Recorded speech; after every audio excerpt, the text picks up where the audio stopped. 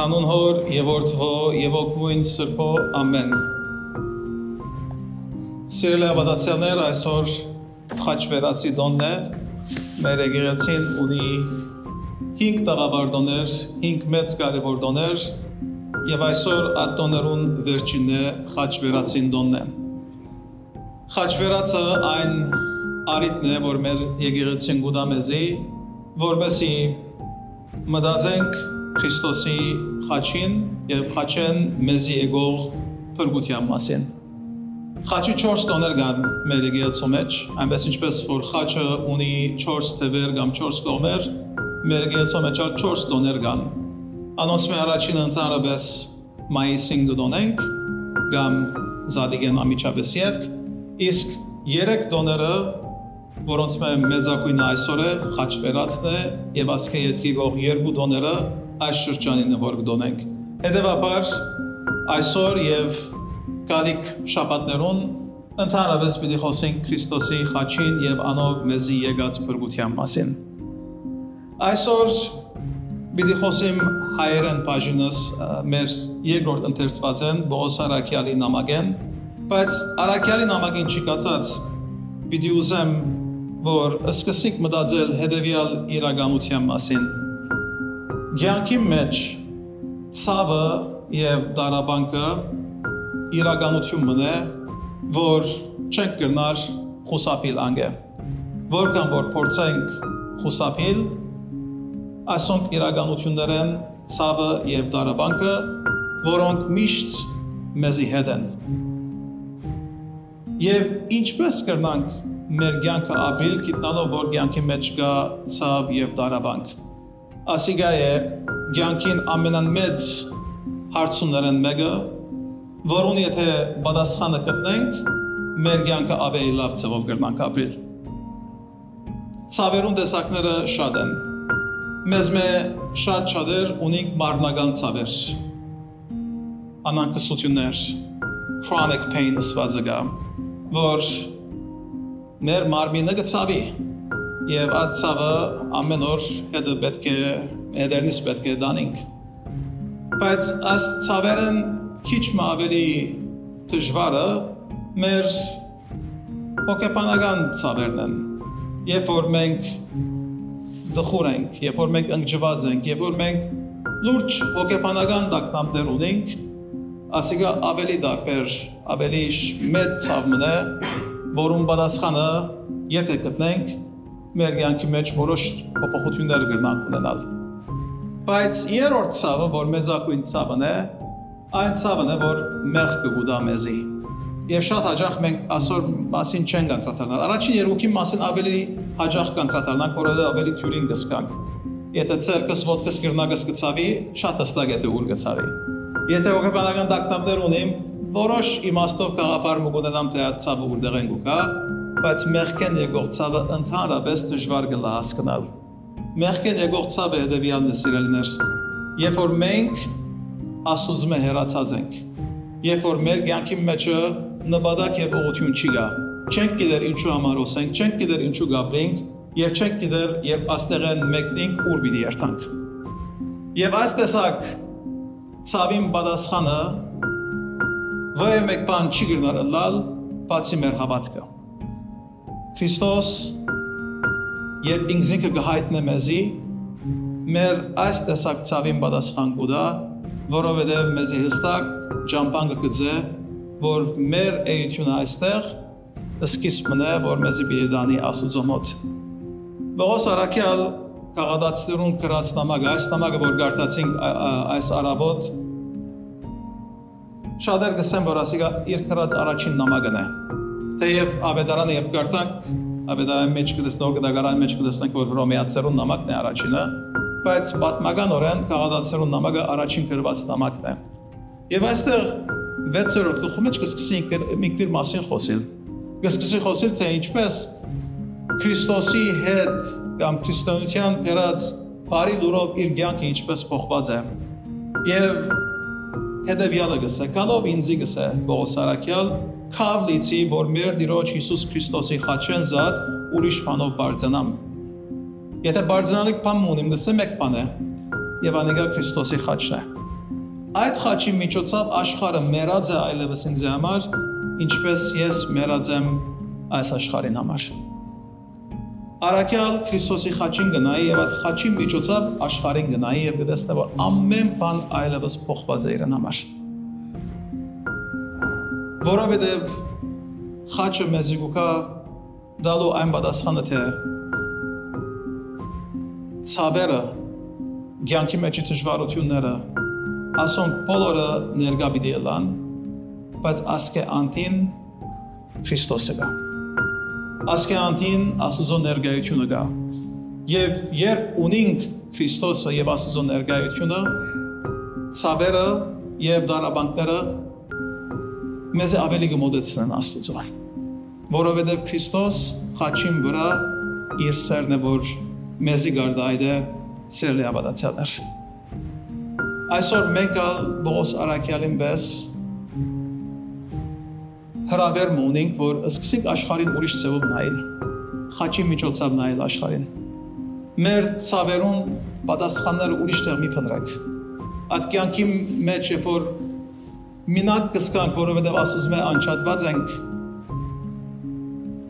անոր պատասխանը ուրիշ բաներու մեջ չփնտրենք, բայց երթանք Աստծո։ Եվ Աստված ինքը մեզի իր ճշմարությունը դալով, լույսը դալով մեր կյանքերը գարաշտորտե։ Dear brothers and sisters, today is one of the major holidays in the Armenian Apostolic Church, one of the 5 major feasts that the church celebrates.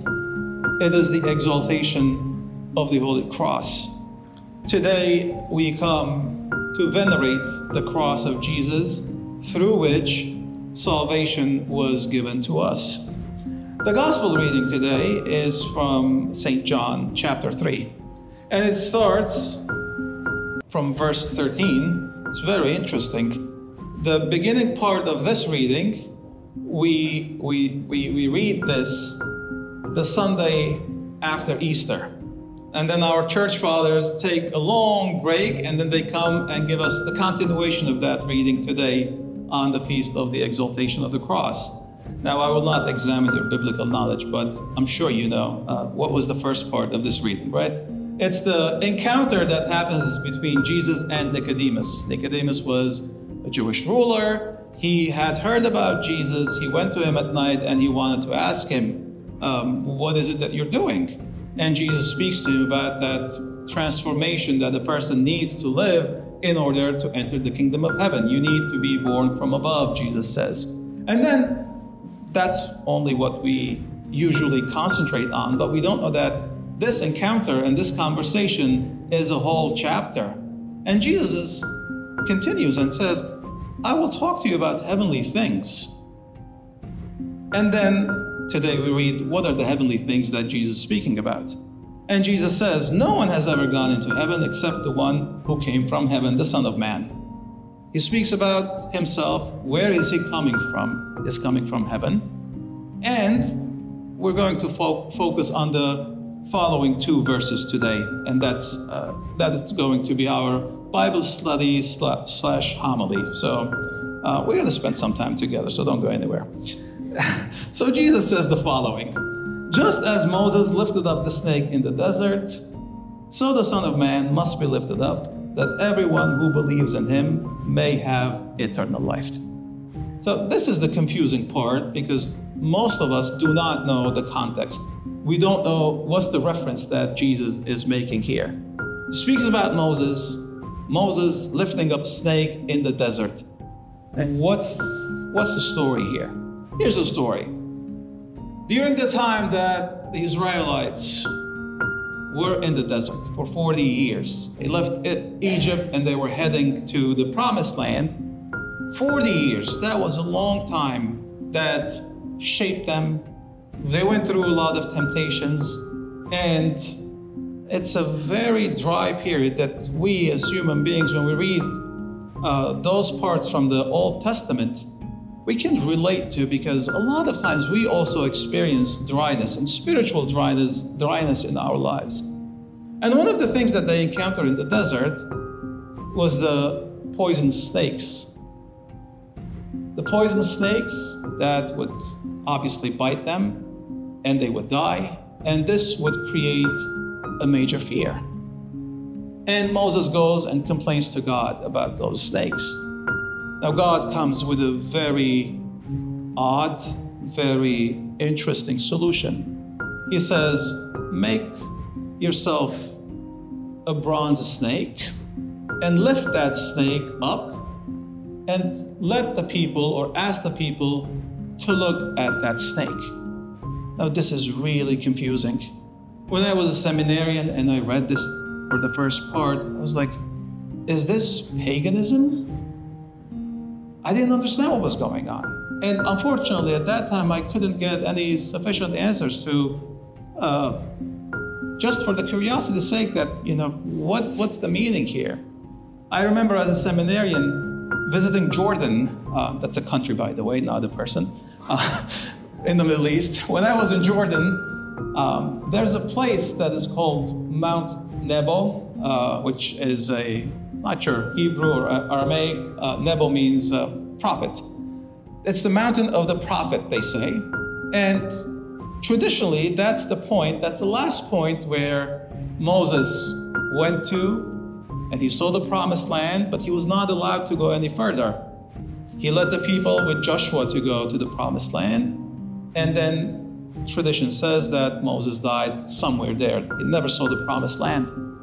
And on that mountain, obviously there's a chapel, and next to the chapel, there's a structure, an interesting structure, a pole that has a metal snake on it. It kind of looks like the cross, but there's a snake on it. And these verses from the Gospel of John are written on stone there. I have a picture. If you look at that picture, you would think that was maybe Hofsep, but that's me, not my son. That was many, many years ago. So that was another curious thing for me. But it took me a long time to understand what's the meaning here. And the best answer that I've got for this is the following. When we have something that is causing us major fear, major anxieties, our human tendency is try to avoid it. And that's what we do all the time. And what God is doing here, God is saying, put whatever you are scared of, put it somewhere where you can gaze into it and look into it, and there you will find those answers. This is a very counterintuitive way of doing things. Basically, the closest analogy to this would be, if you are facing darkness, gaze into that darkness. And you will gaze into that darkness long enough, you will start seeing the light. It's a very difficult concept, I say it again. And one of the things that I know how we practice this when we do bereavement work. In the bereavement work that we do, the analogy that I always use is that when someone is grieving, the process of acceptance is walking through a very dark tunnel. And at the end of that tunnel, there will be that newfound place of acceptance. But a lot of times, we are in front of that tunnel. We don't go in because we are very nervous to go into that darkness. But when we walk through that darkness, we will find the light. And the light will not be something that we are familiar with, we're accustomed to. It will be something totally different. But Jesus doesn't stop here. He says, the Son of Man must be also lifted. The snakes and their venom was something that scared the entire community. But for us Christians, or not only Christians, but the entire humanity, what's the one thing that we are all really scared of? One thing, and that is our demise. It's our death, our mortality. And Jesus comes and he says, you will look into death as I be lifted up on the cross, and then you will witness the resurrection. And you will learn that death and pain and the suffering that you experience, I am going to experience that, but I will go beyond that. This is what Jesus promises us, and this is what we are asked to contemplate on today on the Feast of the Holy Cross. Jesus doesn't do this because he is the Son of Man, because he is so powerful. This doesn't come from a place of power, but it comes from a place of love. Because when we move to the following verses, we hear Jesus saying the following: "For God so loved the world that he sent his only Son, so that everyone who believes in him will have eternal life." This is the counterintuitive reality that Jesus gives us. This is something that it's very difficult for us to wrap our heads around it. And I will use the following analogy, and with this I will conclude my homily today. This past week was a very difficult week for most of us, a lot more challenging to specific people, because it was the anniversary of 9/11.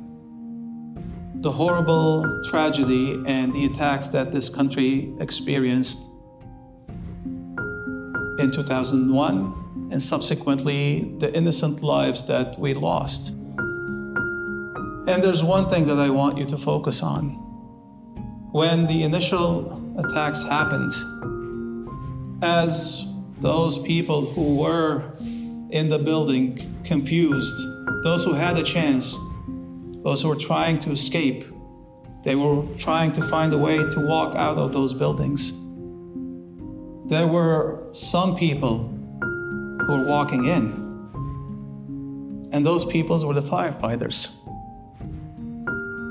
Knowing how dangerous, how terrible that situation could be, they went in.